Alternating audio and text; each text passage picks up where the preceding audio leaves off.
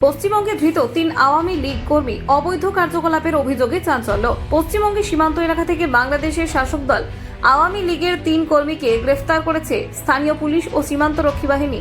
তাদের বিরুদ্ধে অভিযোগ উঠেছে ভারতের মাটিতে অবৈধ প্রবেশ করে বিভিন্ন অবৈধ কার্যকলাপে জড়িত থাকার। ধৃতদের কাছ থেকে মোবাইল ফোন, সিম কার্ড ও গুরুত্বপূর্ণ নথিপত্র জব্দ করা হয়েছে।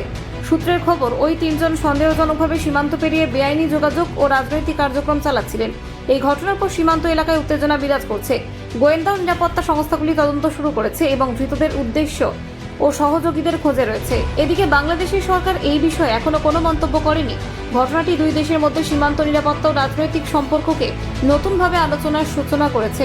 রাজনৈতিক মহলে এই ঘটনার প্রভাব নিয়ে জল্পনা চলছে এবং ভবিষ্যতে এর রাজনৈতিক ও নিরাপত্তাগত প্রভাব কী হবে সেই নিয়ে প্রশ্ন উঠেছে। আসন্ন সময়ে এই ঘটনা তদন্তের রিপোর্ট প্রকাশ পাওয়ার অপেক্ষায় রয়েছে সংশ্লিষ্ট কর্তৃপক্ষ। ভারতীয় নিরাপত্তা সংস্থাগুলি সীমান্ত সুরক্ষা জোরদার করতে কাজ চালিয়ে যাচ্ছে।